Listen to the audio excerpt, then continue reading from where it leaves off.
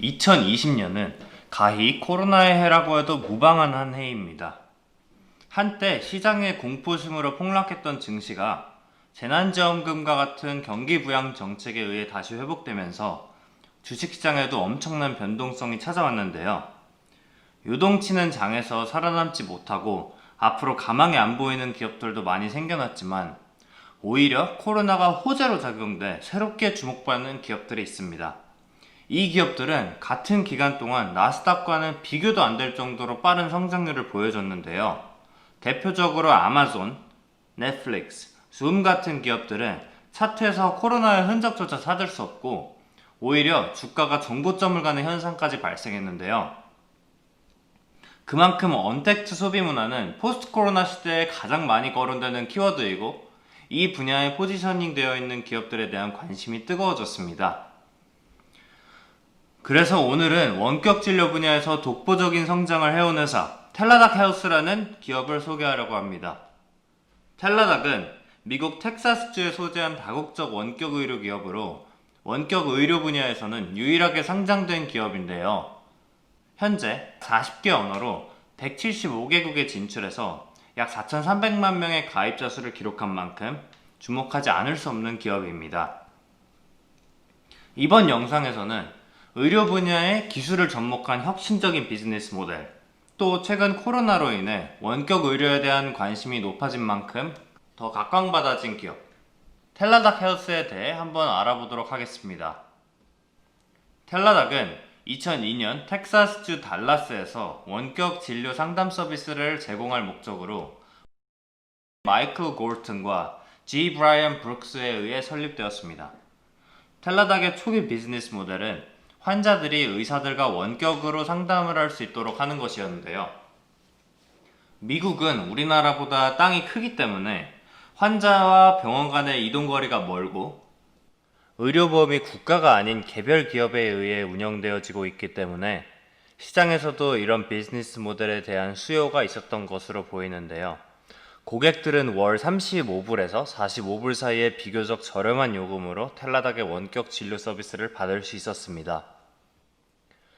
설립 3년 후인 2005년 텔라닥은 미국 전역에서 서비스를 지원하고 2007년에는 대형 통신사 AT&T와 같은 기업들이 자사의 직원들의 건강복지 제공 차원에서 텔라닥과 계약을 체결하기 시작하면서 가입자 100만 명을 기록하게 됩니다.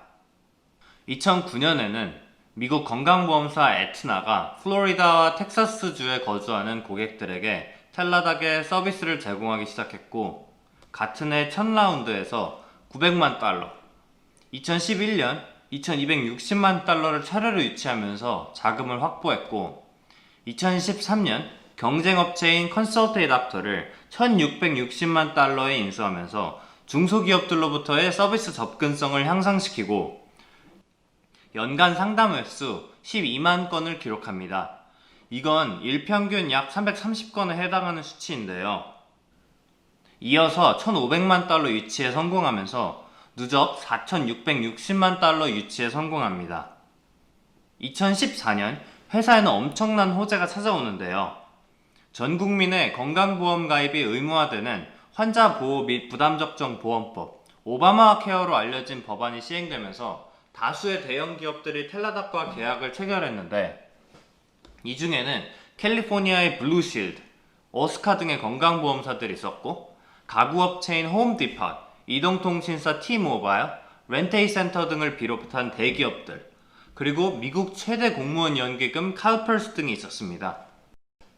이 기세를 몰아 경쟁사 아메리닥이라는 회사를 1720만 달러에 인수하는데 최대 경쟁사였던 컨설테이 닥터와 아메리닥을 차례로 인수하면서 텔라닥은 미국 내 최대 원격 의료업체로 성장했고 가입자 수 800만 명, 진료수는 연간 29만 9천 건, 일평균 820건을 기록하고 5천만 달러를 추가로 투자받아 누적 투자금액 약 1억 달러를 넘깁니다. 2015년에는 경쟁업체인 BetterHelp, StatHealth 서비스를 각각 350만 달러, 3천만 달러에 인수하고 같은 해 마침내 뉴욕 증권거래소에 상장하는데요. 상장 첫날 주가가 50% 상승하는 기염을 토합니다. 2016년부터는 정신과, 피부과, 성건강 분야로 의료 서비스 영역을 확장하는데요. 사실 정신과 같은 경우에는 의사와 주로 상담 형태의 진료를 하고, 성건강 같은 경우에는 환자가 직접 병원에 내원해서 의사를 마주보는 과정에서 불필요하게 불편함을 느낄 수 있는 점을 고려해보면 오히려 원격 의료를 통한 진료가 대면을 통한 진료보다는 좀 더 적합할 수도 있지 않을까라는 생각이 드는 대목이네요. 그리고 경쟁사인 아메리칸 웰사와의 특허권 침해 소송에서 승소한 텔라닥은 점점 승승장구해서 가입자 수 1,500만 명, 시장 점유율 75%를 달성하고 경쟁사인 헬스 이슈를 4,500만 달러에 또 인수합니다. 그리고 이때부터 미국 병원협회인 AMA, American Hospital Association으로부터 공식적인 지지를 받습니다. 우리나라는 새로운 기술에 기반한 기업들이 각종 규제와 기존 산업의 이해 당사자들 간의 갈등 때문에 제대로 성장할 시기를 놓치거나 아예 발목을 잡히는 경우가 빈번한데요. 예를 들어 모빌리티 분야에서 미국의 우버가 새로운 가치 창출을 통해 공룡 기업이 된 것과는 상반되게 한국은 택시 노조의 강한 반대로 결국 카카오가 택시 회사를 인수하는 식으로 타협을 하거나 타다의 경우에는 아예 타다 금지법이 통과되면서 서비스를 접는 상황도 발생했었죠. 원격 의료 시장에서도 한국의 의사협회는 아직도 반대적 입장을 취하는 것과는 상반되게 미국은 이미 2016년부터 의사협회들과 텔라닥과 같은 기술 기업들 간의 조율이 원활하게 이루어졌다는 점에서 시사점이 있는 대목이라고 생각합니다. 그리고 2017년 4억 4천만 달러의 베스닥터라는 경쟁사를 또 인수하고 이때까지 확보한 기업 단위 고객은 총 7,500사였는데 이 중 220개사는 Fortune 1000에 선정된 대기업들입니다. 2018년 텔라닥은 대형 리테일 약국 업체인 CVS와 파트너십을 체결했는데 환자들이 원격 의료를 통해 발급받은 처방전으로 리테일 약국에서 약을 구입할 수 있는 창을 마련한 것으로 볼 수 있겠죠? 참고로 CVS는 앞서 언급한 건강보험사 에트나를 690억 달러에 인수한 기업입니다. 그리고 동종업체인 어드밴스 메디칼을 3억 5,200만 달러에 인수했는데 어드밴스 메디칼은 라틴 아메리카, 유럽, 아시아 지역 의사들과 계약 관계에 있는 기업으로 텔라닥의 글로벌 시장 진출의 교두보라고 할 수 있겠죠. 다음 해인 2019년에도 프랑스 의료회사 메데신 다이렉트를 인수하고 캐나다에도 자사의 서비스를 출시합니다. 그리고 2020년 1월 다시 인터첼스라는 회사를 무려 6억 달러에 인수합니다. 자, 숫자에 대한 부분으로 넘어가기 전에 간단하게 텔라닥 어플리케이션이 어떻게 구동되는지 한번 알아볼까요? 먼저 가입을 하기 위해 간단한 정보를 입력하면 다녔던 병원, 현재 복용 중인 약 등 과거 병력에 대해 기입할 수가 있습니다. 가입이 완료되면 바로 진료를 예약할 수 있는데요. 어느 지역에서 몇 시에 상담을 원하는지, 영상통화 혹은 음성통화를 원하는지 등에 대한 정보를 기입하면 구체적인 증상에 대해 쓰는 화면으로 이동하는데요. 여기서는 사진 같은 것을 좀 첨부할 수가 있습니다. 영상에서 보시다시피 피부에서 일어난 발진 같은 것을 찍어서 업로드할 수 있네요.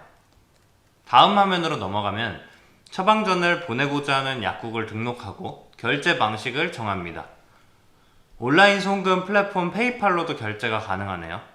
자, 이렇게 되면 진료 예약이 다 된 겁니다. 쉽죠? 손익계산서를 한번 볼까요? 매출 성장률은 엄청난 규모로 자라고 있지만 영업이익 그리고 당기순이익에서는 아직 적자를 내고 있는 것을 확인할 수가 있는데요. 비용에서 가장 많은 비중을 차지하는 항목은 판매비 및 관리비에서의 지출인데요. 아무래도 기존 의료시장에 익숙한 환자들이 타겟 고객층인 만큼 잠재적 고객들을 유치하기 위한 판관비 지출이 큰 것으로 보입니다. 그리고 여기서 짚고 넘어가야 할 부분이 한 가지 있는데요.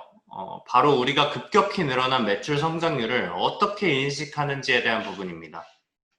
어떤 기업의 매출이 성장했다라고 표현할 때 유기적 성장, 비유기적 성장 이렇게 둘로 분류를 할 수가 있는데요. 여기서 유기적 성장이란 내부의 역량을 통해 발생한 성장, 비유기적 성장은 기업 외부의 역량을 흡수하면서 발생한 성장을 뜻합니다. 비유기적 성장의 대표적인 예로는 인수합병을 들 수 있는데요. 만약에 내가 새로운 제품을 개발해서 1조의 추가 매출을 발생시켰다 하면 그건 유기적 성장이 되는 거고요. 이미 1조의 매출을 발생시키고 있는 기업을 인수해서 내 장부에, 내 손익계산서에 매출이 1조가 잡혔다 라고 하면 그건 비유기적 성장인 거죠. 그러니까 다시 돌아가면 텔라닥은 텔라닥 자체의 역량을 통해서 매출이 증가한 것도 있지만 앞서 언급한 수많은 기업들을 인수합병하면서 그 회사의 매출이나 유저들을 확보한 것들이 우리가 손익계산서에서 볼 수 있는 매출 성장률에 반영된 겁니다.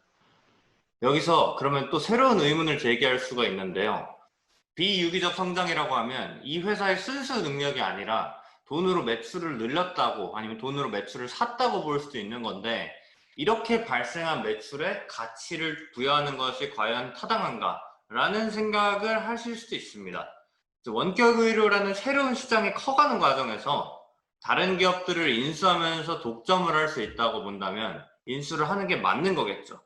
만약에 텔라닥이 앞서 언급한 수많은 회사들을 인수하지 않았다면 규모의 경쟁을 통해 낮은 가격으로 넓은 범위의 진료를 할 수 있었을까요? I don't think so. 아마 어려웠을 겁니다.